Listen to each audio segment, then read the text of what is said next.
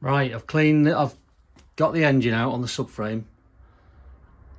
You can try to clean them up in situ, but it takes literally half an hour to get the engine out. So I'm just showing you how another RGV that's filthy, where carbs leak, tracks dust, etc. So I mean, obviously it's not a full resto, so I'm just going to give it a clean. I'm not going mad. Take the rubbers off. The engine's not coming apart. I'll just replace a few rusty nuts and screws, clean all the hoses up. But I just wanted to show you all how dirty it is, this engine, considering it's only done 4,000 miles. Oil everywhere, it's attracted the dust, but it's in good nick underneath. The side casing's in superb condition, so spend a few hours cleaning it up and you won't recognise it when I've finished. Right, so in the last episode I told you I was cleaning the engine up. The engine is under there and I'll reveal it later. However, I've just got one set of power valves. There's one that I've not taken apart, and here's the other one that I have taken apart. And because this bike is a 94 model, a P, it has the upgraded pins in the middle. So as you'll see, they're double skinned, whereas the old ones were just like the Mark 1 ones were just like the single pin in the middle. But because they're double skinned, they're a lot stronger, so they don't get the slop. So the hole that this goes through ends up getting elongated, and then the power valve vibrates, eventually cracking, snapping across there and dropping into your cylinder and seizing the bike. And I know about this because I did it on my Aprilia when we raced. Power valve snapped on me, high side of me going around Hawthorne Corner at Croft, and then the bike landed on top of me, so it wasn't very pleasant. So, but I'm glad to report, as you can see, these are absolutely perfect, which I wasn't expecting anything else, to be honest, with it being just 4,000 miles on the engine. So yeah, happy with that. So I'm just going to clean all the carbon off. You see it's all crusty on the outer part of the power valve there, but they are in perfect condition, I think. And then the other side, all crusty. A lot of carbon on that. So I'll be servicing all power valves. So there's 3 parts to each side of a cylinder, and then 2 sides to each cylinder. So there's 12 parts to refurbish. And then you've got the collar, which I've already cleaned up. The rocker arm, that's had a clean. The pin that goes through the rocker arm and the power valves, and then various other screws and spacers, springs. I'll show you these when they're all cleaned up anyway. So this is the next day and I've cleaned up the power valves, and I had in stock some 2 pulley wheels which had been rezinced. Not perfect, but the bike's not all perfect anyway, so they'll look good. And I've managed to clean up quite well the power valves. There's a bit of staining on them, but all the carbon's gone. I had a couple of these as well. These are for go on the shaft. But yeah, one good thing that did happen was I managed to get the 3 retaining bolts out of each power valve. They retain the power valves and hold them in place. Down there, usually they round off, but I used an impact driver without even trying them with a screwdriver. Just tapped the impact driver and it got them out. So, and I've had 2 springs as well that have been rezinced. So I'm going to put those all that back together now for both cylinders and get them in the bike, and then I'll give the engine a little reveal for you. Quite happy with how it's turned out, to be honest.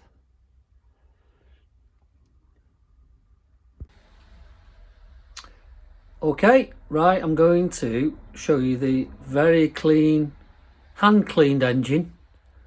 It's obviously, if it had been vapoured and all that, it'd look even better like new, but for a clean up by hand with some solvent and degreaser, Scotch Brite, etc., it looks great.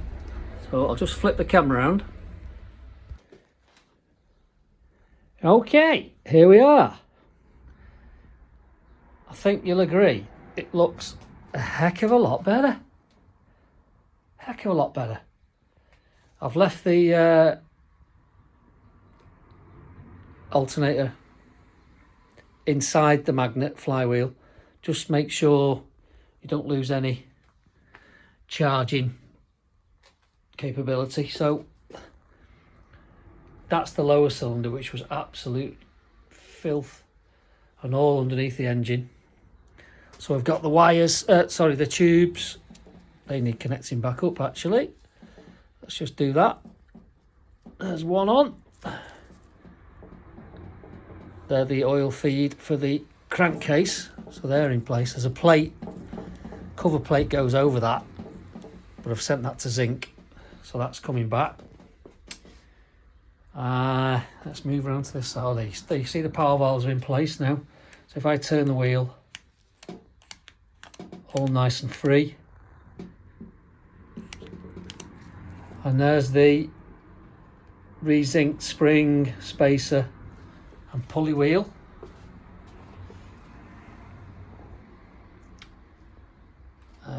Old plugs are in it just to stop anything falling into the cylinders while the engine's out. More power valve action there. Side casing, yeah, there's a bit of tarnishing on it, but I'm not going to spray that. It's all patina. That's the oil feed pipe to the oil tank for the 2-stroke. Cleaned all these rubbers up. Yeah, so she's looking quite clean. I've just flipped it over.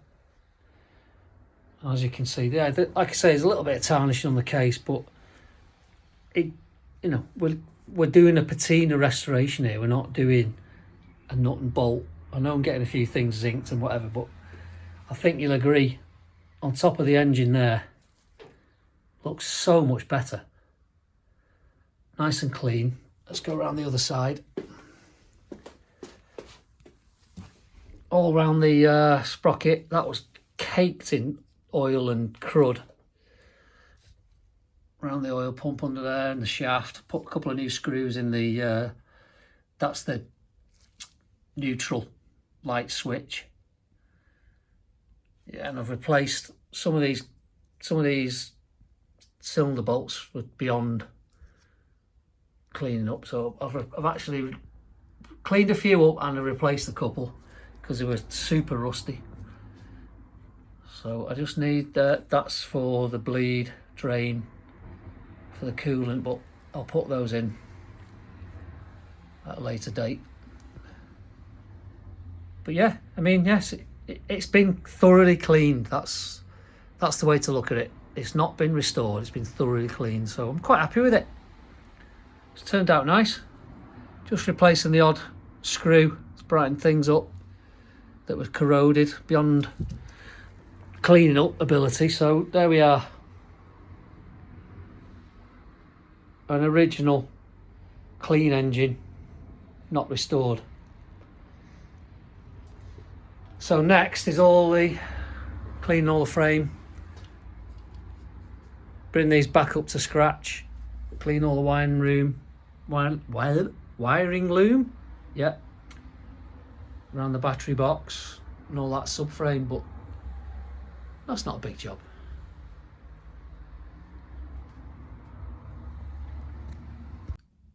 Well, seeing it was a beautiful day and my man at the zinc in place, said the zinc was ready after 2 days, I decided to go and collect it on the bike. Oh, this is one of the best bits of doing a bike. So I've just been and collected it, like I say, and I've laid it all out, not to really check everything's there. I mean, I didn't remember every nut and bolt, but I just like to do it because I remember how bad some of these pieces were, rust and stuff. So I won't go through them all as normal, but I'll pick out the odd bit that's really, really special. Nice bit of zinking. Kickstart lever, beautiful. They're not that shiny really, and they always get extremely corroded. And I love the chain adjusters. They were in terrible condition. Don't know if you remember them. What else is nice? Oh, the springs, they were all completely rusty. And all these little loops and brackets for hoses and overflow pipes, etc. The big spindles weren't too bad, just the ends. There was a lot of rust on the gear change lever, so that's beautiful now. What else was bad? Yeah, I mean, something that's really bad, you can see. You can buy these, but you can't get the genuine ones anymore. So, yeah, okay, the surface isn't perfect, but they are clean, they are bright and shiny. By the time they've got the rubber cover on, you won't even see it. Things that's on show though, so like the footrest brackets, how you assemble the footrests, they're really on show. And all these bolts that hold the front discs on and the rear disc, all really visible on the bike. So yeah, I mean, you'll notice there's a heck of a lot of banjo bolts for the brakes, about 20 odd.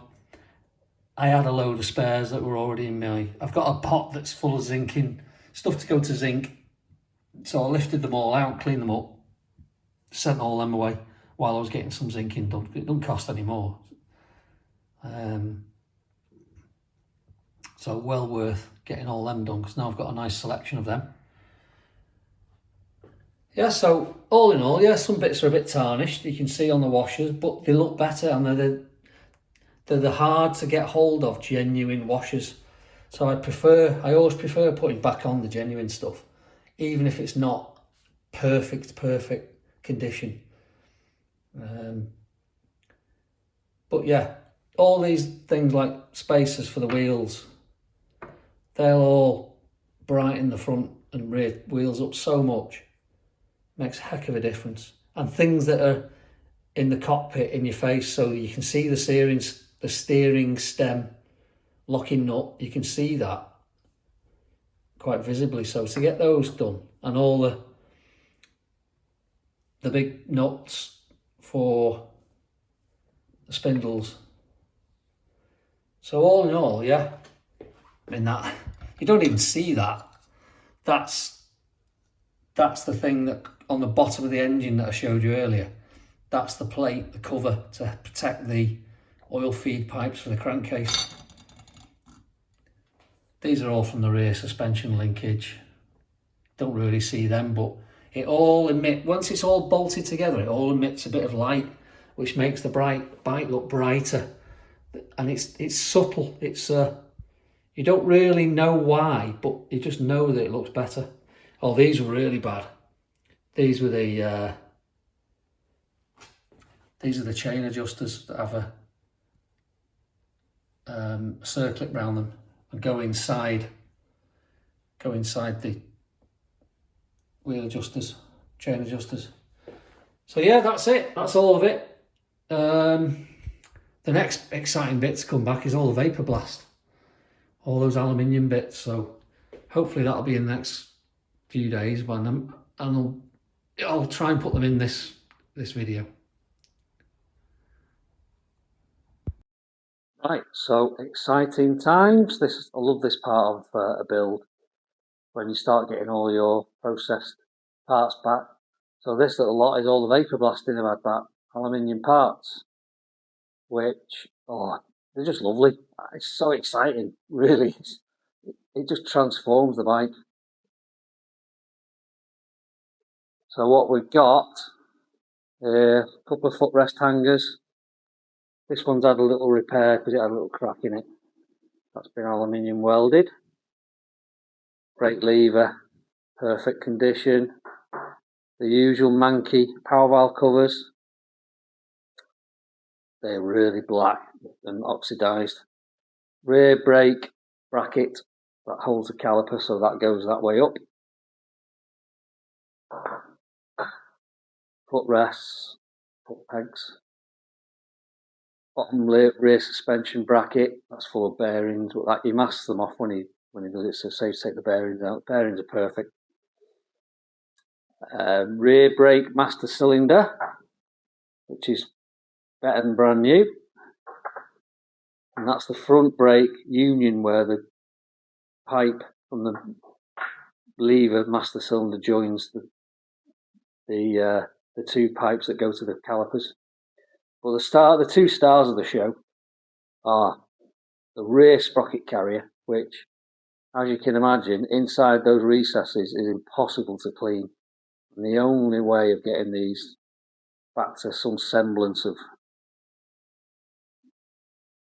standard order is to vapor blast them. So, I mean, in those little orifices down there, I mean, there's no way you're cleaning that. So, it comes out absolutely perfect. So nice to look at. The little works of art, I think.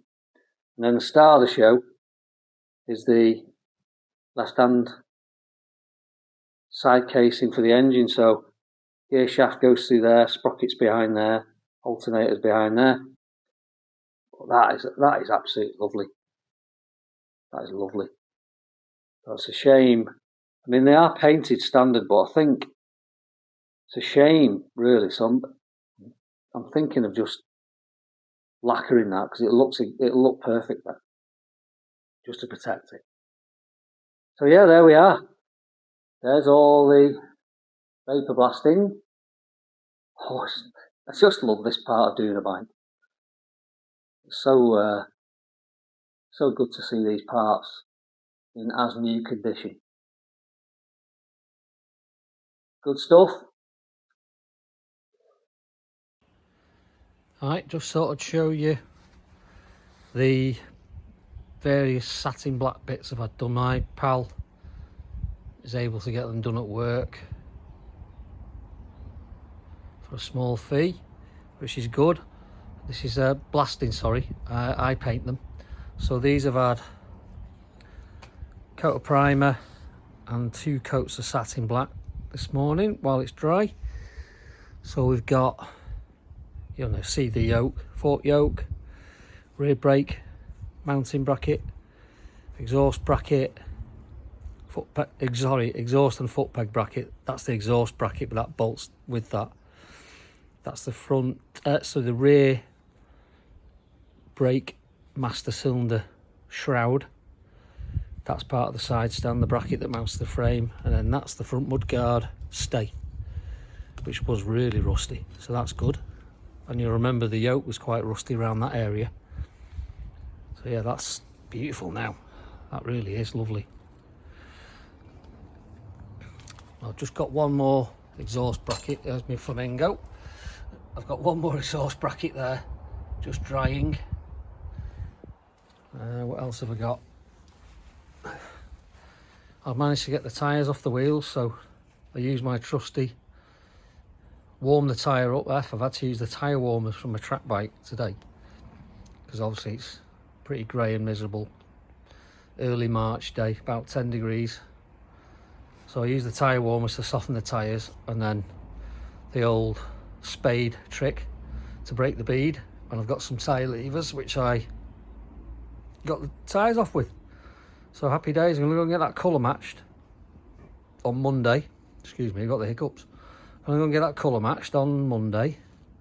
So there'll be some etch primer, purple, metal, metallic, and some satin clear coat, and they'll be like as good as new. Then it's ready for tyres. So I think that's all I've got to show you today. So I'll be getting on with getting the forks back in once the yokes are back in the bike. Making progress. Alright, so I've been putting this job off for a little bit because it's horrible. There's no easy way of saying it. It's absolutely horrible. But these pipes, as you will see, are pretty rank. Very, very heavily surface rusted. I mean, the bottom one, that is the rear cylinder, so that's the left hand cylinder pipe exhaust. There's the wheel there. And yeah, I've not really seen one this bad. I mean, it's not gone through, it's all just surface rust, but it's going to take a lot of work to clean this. Good few hours. So yeah, so when you say you're doing you're doing a light restoration, that's before you see things like this, which are very rough and very time consuming. So that whole exhaust needs wire brushing on the drill to get it clean. I mean, you could get it blasted, but nobody has a cabinet that big, so they can't get the pipe in. Because I asked my pal to see if he could do it, and he said can't get the pipe in the cabinet. So it's all done by hand. So here's where the time goes on a light restoration, which ends up being a heavy restoration. So I thought you'd appreciate that. There's the other one, and I'll show you. Well, this is the before. I'll show you the after when I've finished, but it might be a few days away. Okay, so I'm just about to start the mammoth task of restoring, rubbing down and repainting the beautiful purple wheels. Not that beautiful at the moment, as you can see. A lot of oxidisation where they've been sat and got damp, but the colour is something else. Just rub it away there. Beautiful colour. But everything's flaking off. Just give it a rub. You can see it's all oxidised. So I've made a start just on this side and literally just rubbing it with a bit of sandpaper, get the edges clean. So mammoth task. I'm going to rub up to that edge, and then it doesn't flake the same in the middle because that's got a bit of texture on it. But these outside smooth edges you need to get back to bare metal, because you can feel that, the difference in the paint and the aluminium. So I'm going to get the edges of both wheels, that's 4 edges up to that centre bit, and then the centre bit will just get roughed, get rid of all this oxidisation and roughed down to accept the primer. So there's the front wheel, beautiful colour like I say. So a bit of before and after. I'll show you what they're like when I've got them ready for primer. So this is 3 hours later, and as you can see, they're all rubbed down, ready to go. I didn't have to quite take them back to bare metal all the way around. I did on the other side because the other side was bad, because I think that was the exposed side. But on these, they're all lovely and smooth now. So ready for masking up and etch primer. Next there's another layer of primer, build up primer, which just smooths them all out, and then 2 top coat of purple and then a coat of lacquer. So might get them done in one day, so we'll see what happens. Wow, that was hard, but that's 2 hours with a heavy duty drill and wire brushes on the drill. Got all the paint off, There's little bits of surface rust, but nothing major. It just needs a wipe down really with some degreasant and some cellulose maybe, and I'm going to get some of that rust treatment stuff, the stuff you paint on. But yeah, they're a little bit pitted, but by the time they're painted they should look fine actually. I've done quite a few of these pipes. I mean, they're in bad condition, they were in bad condition surface wise, but the bits you see, so the skinny pipe, that's in good order, and the outside, you don't even see these, they're in the fairing, but you can still see the logo and the serial number. So pretty good overall, just hard work, 2 hours of your life you'll never get back. So one down, one to go. I'm not doing it today, I've had enough. Thankfully that one's not quite as big and in not as bad condition, so only that front half's really bad, so hopefully that one will be a bit easier. I'll show you the fruits of my labours once I've painted them.